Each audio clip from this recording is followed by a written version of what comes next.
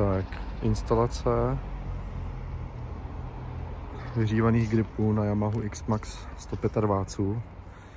Je to roční 2016, či 2014 až 2017.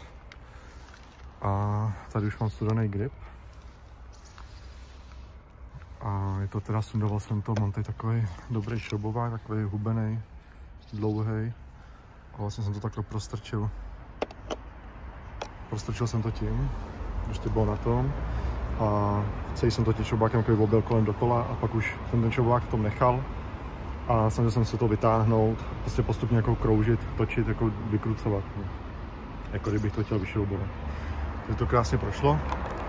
A co je teda důležitý, tak tohle jsou teda vyhřívaný gripy od Oxfordu, je to na přímo Oxford Heated Grips Scooter 50 až 250 a tohle je teda originální Yamaha a je to úplně velikostně identický s tím, že tohle, když na to nasadím, tak je to takový uší a tohle, když chci nasadit, tak vlastně mi to jde na volno, takže to musím podlepit, jo, jde to na volno, takže to podlepím, ale to je všechno v té sadě, kde je tady vlastně lepidlo, jsou změšty kabílky a tak. A pak teda ještě jsem to odstranil tady tím silicone removerem, protože na tom byly taky ty zbytky jako lepidla, protože oni to taky podlepujou z výroby, takže to jsem se toho zbavil. Tohle to poškrábaný, to jsem pravděpodobně udělal nějakým šroubovákem, ale to mi je nějak jedno. Takže teďka se dovrhnu na plyn sundat, udělám to úplně stejně a pak natočím, jak to napozicuju podle návodu. Tady ještě natočím, jak to teda dělám, ale potřebuji 2 ruce. Nemám si jak chytit telefon, ale vlastně to tam takhle strčím na plocho ten šroubovák, na plocho. Zasunu to tam, tady u toho plynu je ten plastík. Nechám to takhle projet až dozadu. Opatrně je to teda plastový, je to jakoby tam ten plyn, takže tady to je ta kovová na druhé straně vevnitř a tohle je plast, za co se ten plyn točí na tom. Takže je důležité takhle opatrně chytnout si ten plyn právě a tím šroubovákem to objet dokola a pak postupně pomalinku trpělivě to vytáhnout. Takže mám to dole. Teda nakonec jsem to takový povolil do nějaké takovéhle části a pak jsem se bál, abych to úplně tady nějak nepoškodil úplně tím šroubovákem, jak to objíždím. Samozřejmě tyhle rihy se dají vyvarovat s tím, že budete mít, třeba mám ty hranky asi ostrý, už se ten šroubovák používám na různé věci. Takže mám ostrou tu hranu, ale kdyby byl víc kulatější, tak to se mi ani nestane. Ale jak to tam bylo tak jsem to takhle vzal rukou a pomalinku, fakt po lehounku jsem to takhle celý stáhnul. Už docela silou. To kroucení jsem dělal postupně, pak jsem to vytáhnul, takže očistíme. Tak teďka bych provlíknul kabely, budu je provlíkat. Tady jsou hadičky od brzdy, takže je budu provlíkat tudy, abych si to tady mohl hezky jako při nějaký cable management udělat. Tak jsem si sundal tady ten horní kryt, jenom jsem si ho takhle vystrčil nahoru. Nemusím si sundat zrcátka, a to nemám ani klíč tady. Takže takhle to jenom povestrčit. Máte tady potom krásný prostor na tu manipulaci. S tím, že tady vlastně tady se to bude protahovat. Tady. A co jsem musel udělat, tak sundáte tady ten předek. Tady byl, myslím, že jeden šroubek. Tady byl jeden šroubek. Tady. A pak to bylo kolik šroubků? 2, 4, 6, 7. S tím, že byly, tady jsou 3 nahoře a pak jsou ze spoda na každé straně tady a tady. To se ošroubuje, takže 2 jsou 4, 3, takže 7, tady tenhle. A pak už se to jenom nadzvedne, je to fakt lehký, nemusí se to nic odsvakávat, nic. A tady se to pak provlíkne už směrem k baterce.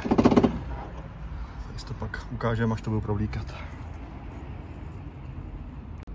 Tak mám sundaný celý kryty, celý bok, celý předek, až na štít. A budu postupně vysvětlovat záludnosti.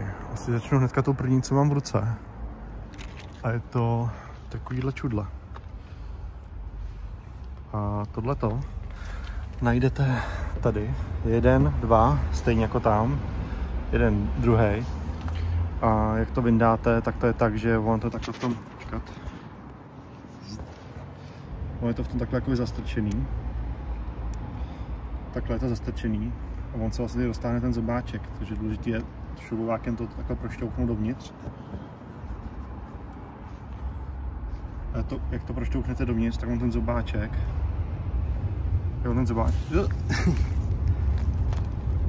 Tak jakoby, teda zobáčky, ty háčky jakoby se dají už schovat, takže se dají jako zmáčknout a už to normálně jde vyndat. Takže dovnitř šroubováčkem, tím stejným imbusem, co tady všechno montujete, tak to zastrčit a pak to jde vyndat normálně nechtem takhle. Takže to je první věc, potom asi co bych řekl, tak prostě následujte šrouby. Takoby tady jsou prostě různé šrouby. Tady, abyste sundali tady ten kryt vlastně, tak je to jakoby na 2 části. Ale musíte sundat, odšroubovat obě 2 ty části, ty bočnice. A nezapomenout tady ten vršek promontovat, kde tady vám to ještě drží šroubek zevnitř. Tady i tady. Takže když to najdem, tady to mám ještě takhle po kupě. Vlastně tady je tady je celá ta bočnice, takhle. A tady jsou ty, to otočím, tak tady jsou ty zobáčky někde. Kde fakt jsou ty zobáčky? Tady v těch plastových dírkách jsou ty zobáčky. A tak se to vyndá jako celý díl. Nemyslím si, že to jde vyndat zvlášť. Tady ten vršek hlavně, ten si myslím, že určitě nejde zvlášť. Ale je to docela jednoduchý. Pak to jenom odpojit tady konektor nezapomenout, abyste se to nevytrhli. Tady doma je na zobáček. A dostanete se jak ke světlům. Kdybyste si chtěli vyměnit žárovku, tak já jsem se to odendal, že budu měnit žárovku, ale jde to, ale jako nemusíte to když tak odendávat. A potom tady ještě hledám tohle je na baterku. Tady jak je baterka, tak vlastně tady je takovýhle kryt, který máte takhle zasunutý. A ten, jo, tady je ještě kryt a ještě tady ještě jeden díl tady je. Tohle. Tak. Takže tady máte tohle a takhle. Takhle je to tam přichycený. No dobře, no, to vám ukážu, až to budu montovat. Ale vlastně stačí, jakoby když se tady odmontujete ty matky tady z toho úchytu, tak se vlastně dostanete krásně k baterce. Což je, to jsou tyhle ty 2 díly, dá se to vycvaknout, tady se to jako vycvakne. A jde to hezky. No, takže zbytek tak nějak prostě pojďte těch šroubkujet a hlavně nic nedělat silou, všechno jde, všechno vlastně, když je to dobře všechno povolený a vyndaný, tak to všechno padá do ruky. Takže naopak spíš přidržovat si třeba ty bočnice, ať vám to nespadne a nerozbijete si ty směrovky. Vlastně tak se dostaneme teda k sundání ještě světlu, protože si chci měnit žárovku, chci to dělat úplně na pohodu. Takže tady vám to drží ještě jeden šroub, tady ze spoda máte šroub a tím, že už máte vymontované ty masky, ty bočnice, tak to pak tady drží už jenom za takovýhle ty gumový ty čupky a už se to dá takhle hezky položit. Pozor, ať vám to zase nevypadne z těch drátů. Hezky položit, už to máte krásný přístup ke světlům. Jo, tak už mám menší progres, teda tahal jsem to, tak to vám to ukážu zepředu, teda z pozice sedadla, kde teda to pozicování ještě nemám hotový, ale dejme tomu, že to bude takto, tohle bude taky takhle, zároveň trošku víc ještě takhle. A musíte dát pozor na to, že když se bude přidávat plyn, tak ten kabel jezdí. Takže je potřeba tady nechat nějaký určitou délku, aby vám to hezky jezdilo. Dát pozor, aby vám to nešlo do brzdy. No, až se to furt kroutí, tady mám ještě přilepený. Ale teda nakonec jsem si vybral tady nějakou dírku, co se mi líbila, to asi myslím, že to není úplně podstatný. Ale co jsem chtěl tady hlavně říct, takže vyberte si nějakou díru, kolik to provlečete. to je asi fuk, ale co jsem si tady všiml, tak tady vepředu jsou svazky různých kabelů a hadic a je dobrý, je tady taková jako, jak to říct, taková jako objímka kovová, tohle je kovová objímka a jsou tam ty kabely přichycený, protože když kroutíte řídítkama, tak vlastně nesmíte ten kabel vytrhnout. Kdybyste to provlíkli někudy, nevím, prostě ten jeden kabel dáte to tudy, další kabel tudy, takže je potřeba mít jak levý, tak pravý kabel svedený do tady toho středu, aby v případě, já to tady ještě takhle chytím drcpáskou, protože tohle, tady ten kabel, tohle jsou ty vyhřívaný, to mám tady provlečený a tady vlastně mám schovaný ještě, tady je to tlačítko, to ještě popravdě nevím, jak to tady vyjde, ale chtěl bych to umístit sem, se tady musí vyvrtat, k tomu je ještě malá ledka, tak tu ledku jsem si říkal, že bych právě vrtnul sem, aby to prostě bylo vidět z pohledu řidiče, že tady mi to svítí, tak tady to vypnu. Takže a vlastně ten kabílek, taky jsem to provlíknul, ještě to všechno musím přechytit správně. No taky blbě vidět, ale tady to mám, ale je to všechno potřeba províst tady tím středním tunelem vlastně. Neříkám, že jsem to dal za tu kovovou objímku, protože ta už je napevno, nemůžu se tam dostat těma kabelama, ale dal jsem to k tomu a přechytím to k tomu, aby vlastně vás to jakkoliv neomezovalo. Takže to by bylo u toho řidiče.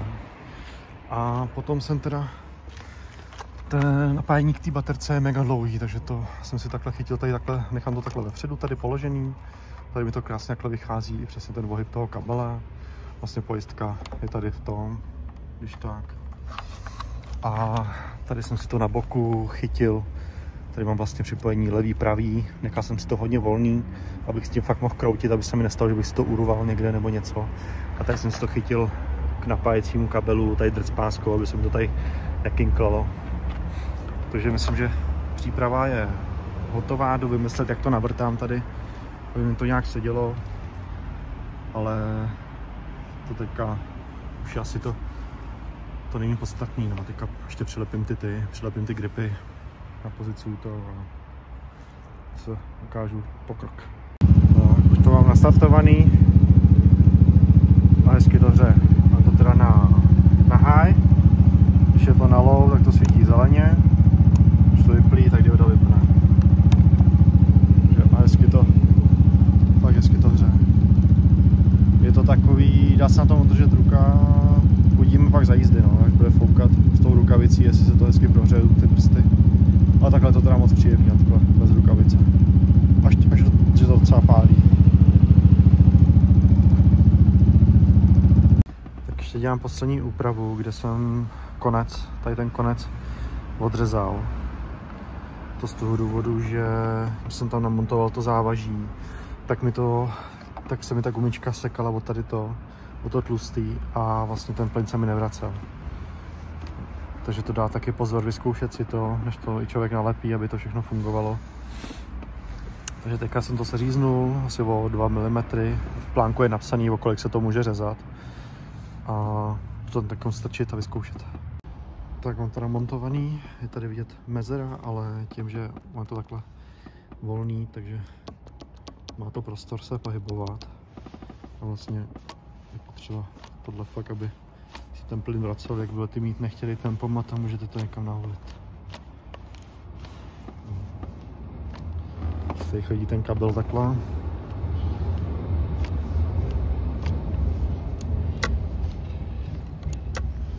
To funguje dobře.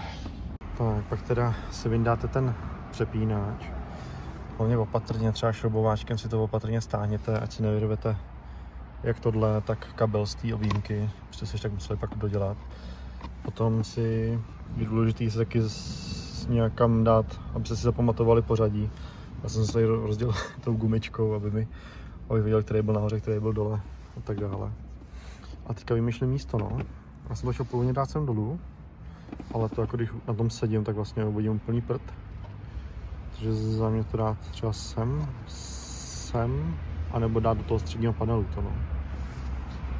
Do tady té krytky vlastně někam to umístit do boku. Tak se ukážu, co jsem vymyslel. No a to už mám teda výsledek. dal jsem teda naprostřed, co mě teda úplně vytáčí. Já jsem prostě, i když jsem se držel té tečky, vrtal jsem to někde tady, jak mi to prostě trošku asi ujelo a no, budu se snažit najít tenhle ten novej kryt. To mi asi hrábne z toho. Jinak tady jsem dal diodku, to teda tak, že po každý, aby to fakt člověk měl na očích, jinak si vybije baterku. Nakonec toho nejde dát sem, protože tady je taková výstuha, kde se jakoby chytají ten plastik k sobě. Tady to dávat mi přišlo taková blbost, protože vlastně jako šlo by to, ale taky tam jsou tam hadičky, kabely, je to takový, nepřišlo mi to tak úplně dobrý, protože ten čudlík je docela jako dlouhej. A tady už vůbec, tady tím, jak je tam ještě plyn, tak tady vůbec prostor není na téhle straně. Takže připadalo v úvahu možná ještě někam sem to jakoby narvat. Ale zase člověk, když jako jede, tak tu diodu by si musel dát někam sem, třeba no sem, taky ta dioda má docela dlouhý drátky. No a jinak takhle to vypadá. Tady je káblož. Tady mám taky káblož, takže takhle to funguje. Ten káblož jsem dělal tak, že když dám trumpetku, tak mi to vlastně jako nevadí. No, je to. A jo, ještě jsem to poškrábal, takže scháním tenhle plastík novej, abych to předělal. No, nic, no, nedá se nic dělat. Tak hotovo, kompleto.